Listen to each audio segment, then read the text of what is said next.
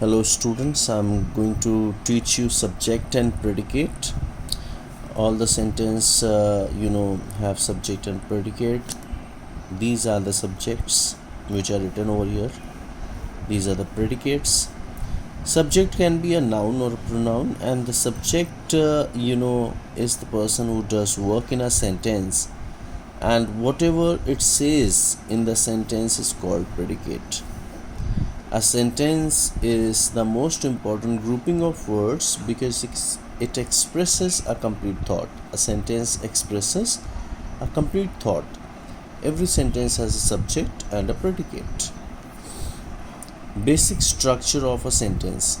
Every sentence has a subject, which is a person or thing that sentence is about, and a predicate, which is what sentence says about the subject.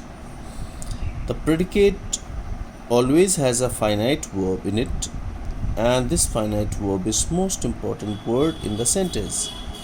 Most important word of the subject is called head word of the subject, which is always a noun. For example, a dirty dish lay on the floor. The brakes of the car were not working well even after the servicing.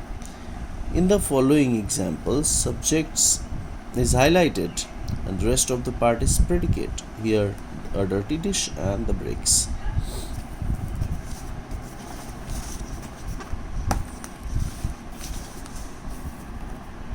The dog barked. Here, the dog is subject and the rest of the part is predicate.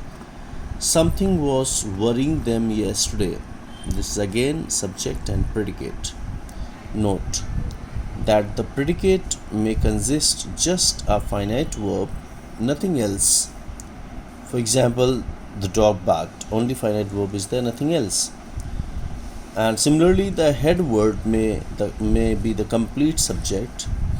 In the fourth example, as we have seen, something, this is a complete subject, was worrying them yesterday. This is the predicate. Parts of predicate.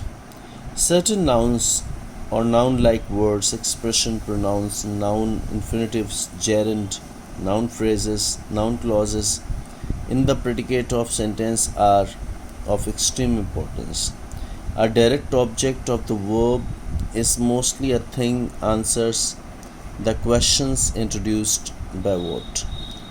An indirect object of the verb is mostly a person and the answer the question introduces by whom. A noun or noun-like word expression which follows a preposition is called an object of that preposition or prepositional object. For example, the boy showed the little girl an old photograph which he had found in grey trunk. In this sentence, direct object is an old photograph which was being shown by the boy. An indirect object is the little girl. This is subject. Indirect object is little girl.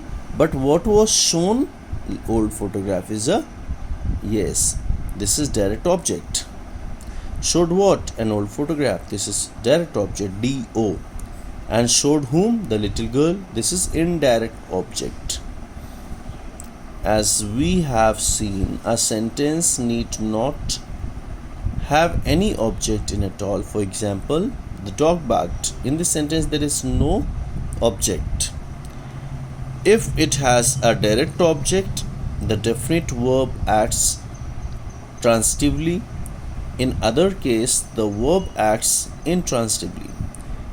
If a sentence has a direct object, then it may not have an indirect object. For example, he bought a pen.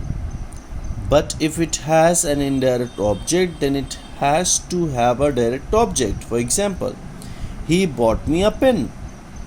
So over here you see there are two objects. Me is object and a pen is object. So he bought me a pen. Pen is direct object, me is indirect object. An indirect object can be converted into prepositional object. For example, he bought a pen for me. These sentences have an indirect object, and the indirect object is the recipient of the direct object. Okay, so do the first exercise and ask the problems.